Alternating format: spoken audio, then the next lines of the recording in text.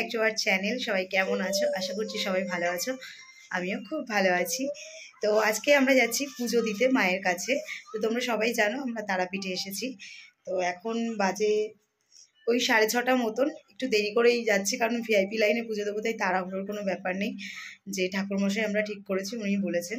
তো দেখো আমাদের সোনা পাপার আজকে জন্মদিন, এই যে আজকে ওর জন্মদিন। তো এই যে আমাদের বড়মশাই পাঞ্জাবি পরে রেডি, তো আমিও রেডি হয়ে গেছি।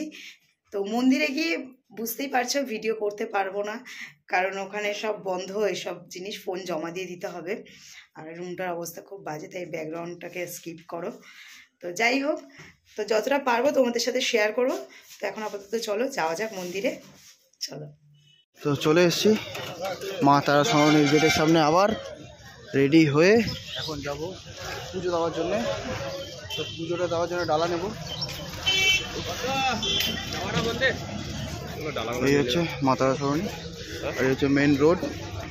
চলে এসেছি কিন্তু মন্দিরের একদম সামনে, আর এই দোকানটা থেকে নেব আমরা পুজো, কাশীনাথ পূজা ভাণ্ডার। এই দোকান থেকে কিন্তু ডালা এবং মালা সমস্ত কিছু এখান থেকে নেব।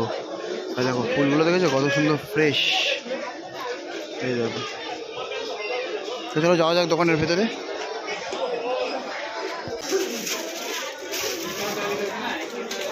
চলো চলো চলো।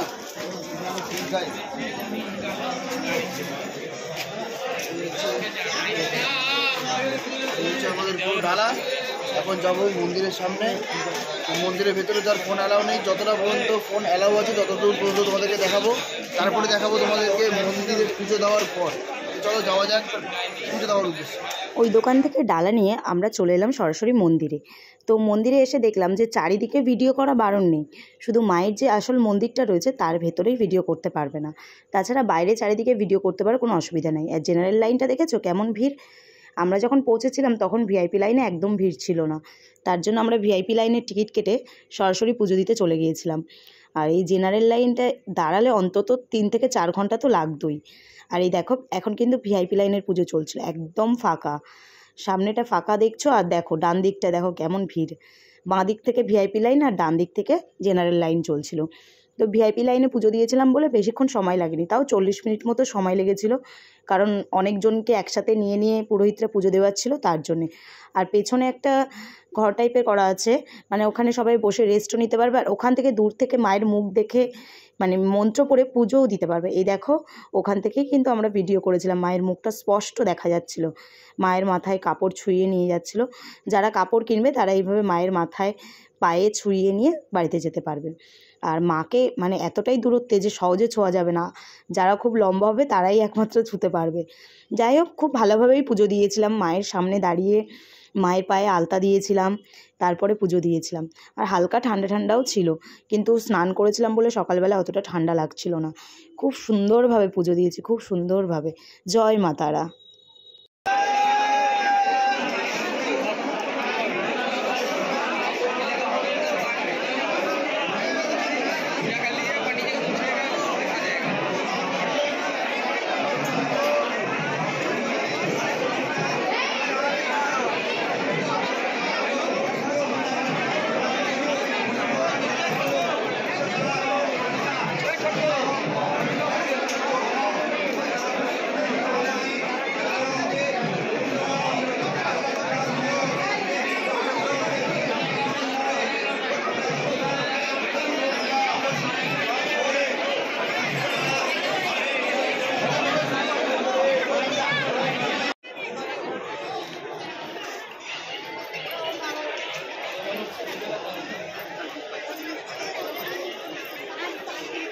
পুরো সেই ওই পর্যন্ত কিন্তু লাইন, ওখান থেকে শুরু।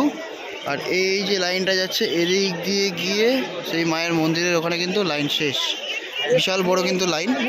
আর এইখানটায় কিন্তু এই যে জায়গাটা দেখছো এখানটাতে কিন্তু মোবাইল জমা রাখতে হয়, এরপরে কিন্তু মোবাইল নিয়ে অ্যালাউ নেই। তো চলো যাওয়া যাক, এইখানে যে দুটো মন্দির আছে এই দুটো মন্দির একটু দেখে নিই। তো ফাইনালি আমাদের পুজো দেওয়া কমপ্লিট।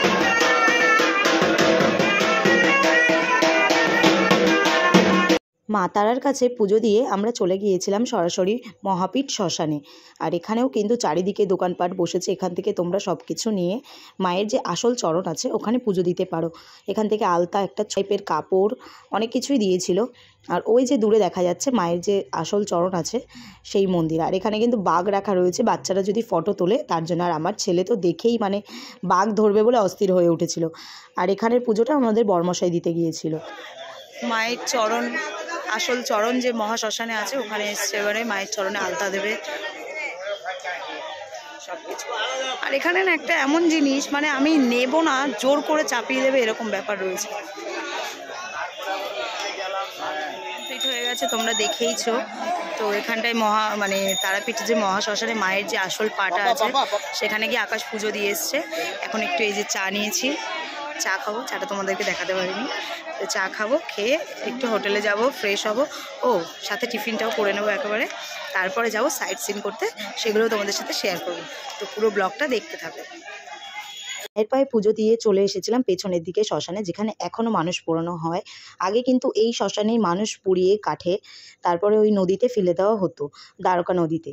এখন সেই জিনিসটা বন্ধ হয়ে গেছে, এখন পুরোপুরি পুড়িয়ে দেওয়া হয়, আগে পুরোপুরি পোড়ানো হতো না। আর এখানে লেখা রয়েছে শ্মশানের পবিত্রতা রক্ষা করুন। এখানেও যেহেতু ওই দেখো পুজো দেওয়ার ব্যবস্থা রয়েছে, মানে সব জায়গায় কম বেশি এরকম মায়ের ছবি রেখে পুজো দেওয়ার ব্যবস্থা রয়েছে। তারপরেই আমরা করে নিলাম টিফিনটা। আর এই যে ঘুগনি আর 4টে করে লুচি, 30 টাকা করে প্লেট নিয়েছিল। সকালবেলার ব্রেকফাস্ট করেই আমরা চলে গিয়েছিলাম রুমে, গিয়ে একটু ফ্রেশ হয়েই, যেহেতু সাইট সিন করবো তাই তাড়াতাড়ি বেরিয়ে পড়েছিলাম। আমরা এখন মানে ঘুরতে বেরিয়ে পড়েছি। বলেছিলাম ব্রেকফাস্ট করে এসে একটু রেস্ট নিয়ে আবার চেঞ্জ করে এখন ঘুরতে বেরিয়েছে। এখন যাবো সব স্পটগুলো ঘুরবো তারাপীঠের আশেপাশে।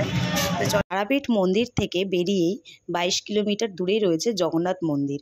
তো আমরা প্রথমে সেখানেই গিয়েছিলাম। ওখানে আরও অনেক মন্দির রয়েছে যেগুলো আমরা দর্শন করব আর তোমাদেরকেও দর্শন করাবো। পেছনে দেখ,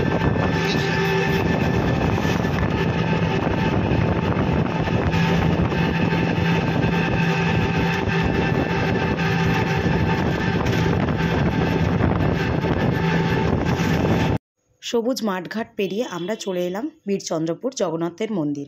এখানেও কিন্তু প্রচণ্ড ভিড় ছিল, সবাই সকাল সকাল পুজো দিয়ে কিন্তু এদিকেই ঘুরতে এসছে প্রথমে। তো আমরাও চলে এসেছিলাম ঘুরতে। তো চলো এবার একটু ভেতরের দিকটায় যাওয়া যাক। এরকম ফোঁটা দেওয়ার লোক এখানে অনেক, যে কোনো মন্দিরে। তো চলো আবার ভেতরের দিকে যাই। তারপরেই আছে আবার মা কারায়ের মন্দির, তোমাদেরকে দেখাবো। তো চলো এবার একটু ভেতরের দিকে যাই, তোমাদেরকে তো আর দেখাতে পারবো না, তাই এখান থেকেই দেখিয়ে দিলাম। মন্দির দর্শন করে আমরা চলে এলাম মা কারায়ের মন্দিরে। এখানেও লেখা রয়েছে যে ভিডিও করা বারণ, ফটো তোলা বারণ, কিন্তু কেউ কিন্তু বারণ মানছে না, সবাই সবার কাজ করে। দর্শন করা হয়ে গেছে। আমার তো ছেলে একটা আইসক্রিম খাবে বলে দাঁড়িয়েছে। কি খাচ্ছ তুমি? চকলেট খাচ্ছ? ঠিক আছে,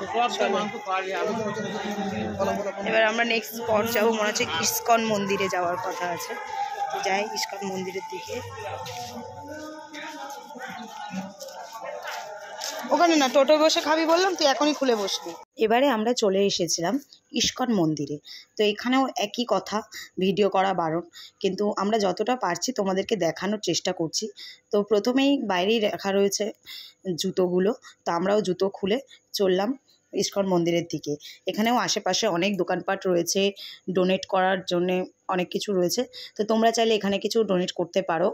আর আমরা জুতো খুলেই চললাম মন্দিরের দিকে। মন্দিরের গেটটা কিন্তু অসম্ভব সুন্দর লাগছিল, কিন্তু প্রচণ্ড রোদ্দুর ছিল, বুঝতেই পারলাম না মানে তাও সবাই এই গরমে কিভাবে জ্যাকেট পরে ঘুরছে। যাই হোক, খুব ভালো লাগছিল, এত সুন্দরভাবে ঘুরছি আমরা, ভীষণ ভীষণ ভালো লাগছিল। আর সত্যি বলতে ছেলের জন্মদিনটা এত সুন্দর করে আমরা সেলিব্রেট করব ভাবতেই পারিনি। প্রথমে সকালবেলা ঘুম থেকে উঠে মায়ের মন্দির দর্শন করলাম, তারপর নানা রকমের মন্দির, তারপরে আবার ইস্কন মন্দির। সত্যি খুব খুব ভালো লাগছিল। আর এখানে চারিদিকে আসবাবপত্র, এই যে এই মন্দিরের এখানে যে আশ্রম আছে এখানকারই মানুষের বানানো অনেক ইস্কন মন্দির, সেরকমই এখানেও ইস্কন মন্দির ভীষণ পরিষ্কার পরিচ্ছন্ন। আর এই যে এখান থেকে আমরা ভিতরের দিকে এসেছি, আর ওই দিক থেকে এসেছি, এসে এই গেটের ভিতর দিয়ে এসেছি। আর এই যে ভিতরটা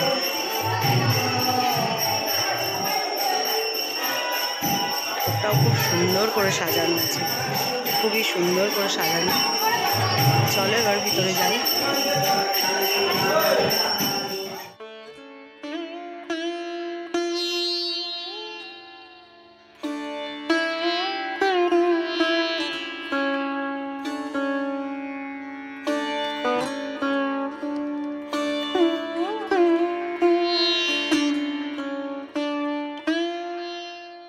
ইস্কন মন্দির ঘুরে এখন আমরা যাচ্ছি নিতাইয়ের বাড়ি। তো এখানে মানে দুপাশেই মেলা বসেছে, ওই জন্য টোটোটা আমাদের পুরো ভেতরে এলো না, অনেকটা হাঁটতে হচ্ছে। তো যাই, রোদ্দুর উঠেছে, এই রোদ্দুরের মধ্যেই হেঁটে হেঁটে যাই। আর আমার ছেলে আইসক্রিম দেখে সেই আইসক্রিম খাওয়ার জন্য অস্থির হয়ে গেছে। আর এখানে প্রত্যেকটা বাড়িতে গরু আছে, নিজেদের বানানো ঘি সব কিছুই এখানে বিক্রি হচ্ছে। তো সেগুলোই দেখছি, দেখতে দেখতে যাচ্ছি আমরা সোজা। 300 মিটার দেখেছিলাম, এবার দেখি কতটা যাওয়া যায়। অনেকটা হাঁটার পর এসে পৌঁছেছি নিত্যানন্দের বাড়িতে। এখানে ঢুকতেই প্রসাদের কুপন কাটা যায়। তারপরে যাচ্ছি ভিতরের দিকে, মোবাইল ক্যামেরা জমা দিয়ে দিতে হবে, এই যেখানে লেখাই রয়েছে। ফোন নিয়ে প্রবেশ বারণ আছে। যাই হোক, ওই যে দূরে দেখা যাচ্ছে নিত্যানন্দের বাড়ি, দূরে দেখা যাচ্ছে। যাই হোক, এখানে ফোন জমা দিয়ে দিতে হবে মনে হচ্ছে, কি বুঝতে পারছি না সব জায়গায় কেন এই জিনিসটা। যাই হোক, চলো এবার ভেতরে ঘুরে আসি। পেছনের দিকে আরও মন্দির ছিল, যেগুলো আমরা আর দেখতে পারিনি, কারণ এত রোদ্দুর উঠেছিল, ছেলের ভীষণ কষ্ট হচ্ছিল। তারপরেই চলে এলাম শ্রী শ্রী শঙ্কর বাবার যে সমাধি আছে সেখানে। আগে নাকি এখানে খড়ের চাল দিয়ে মাটির ঘর ছিল, কিন্তু এখন সেটা পাকা করে নতুনত্বভাবে তৈরি হয়েছে। তো চলো এবারে এইখানে গিয়ে তোমাদেরকে দেখাই যে ওনার যে সমাধি রয়েছে সেখানে। আর তাছাড়াও এখানে ওনাকে প্রসাদে নাকি বিড়ি দেওয়া হয়।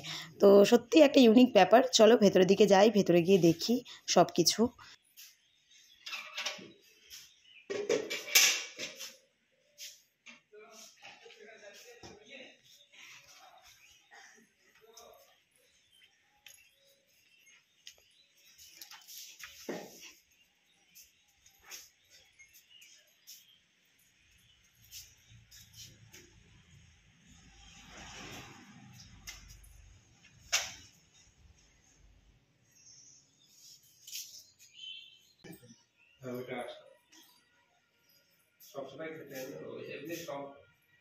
ওনার শয়ন স্থান, পাদুকা।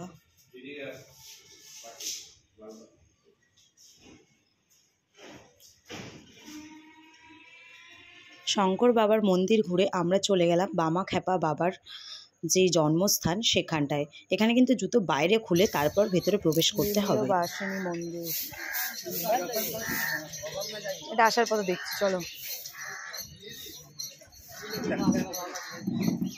এখন যাচ্ছি বামাখ্যাপা বাবার আদি বাড়িতে। আর এই যে বড়মশাইরা আসছে।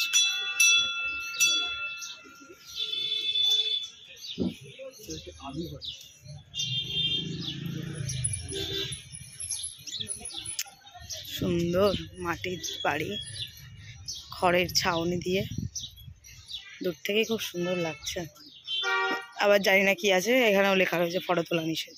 যাই হোক, আর কিছু তো করার নেই, নিষেধ থাকলে তো মানতেই হবে।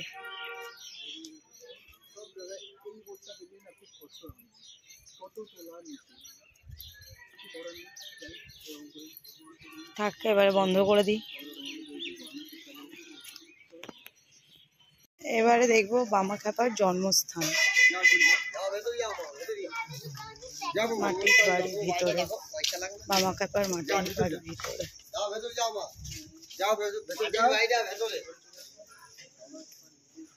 এবারে বামাখ্যাপার জন্মস্থানে যাচ্ছি, ভিতরে রয়েছে মাটির বাড়ি।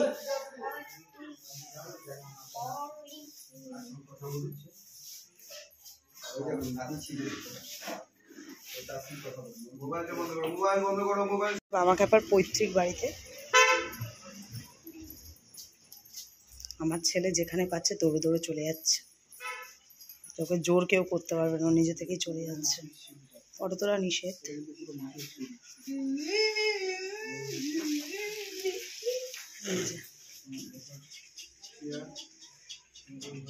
কমপ্লিট হয়ে গেছে, এবার আমরা ফিরে যাচ্ছি হোটেলের দিকে। এবার লাঞ্চ করব, লাঞ্চ করে তারপর ঘুমাবো। আর সন্ধ্যেবেলায় একটু কেনাকাটা আছে, আর কালকে আমরা চলে যাব বাড়ির উদ্দেশ্যে। চলো আজকের ভিডিওটা এতটাই। তোমাদের কেমন লাগলো অবশ্যই কমেন্টে জানিও। আর ভালো লাগলে লাইক, শেয়ার আর সাবস্ক্রাইব করে পাশে থাকো। চলো টাটা, দেখা হচ্ছে নেক্সট কোনো ভিডিও।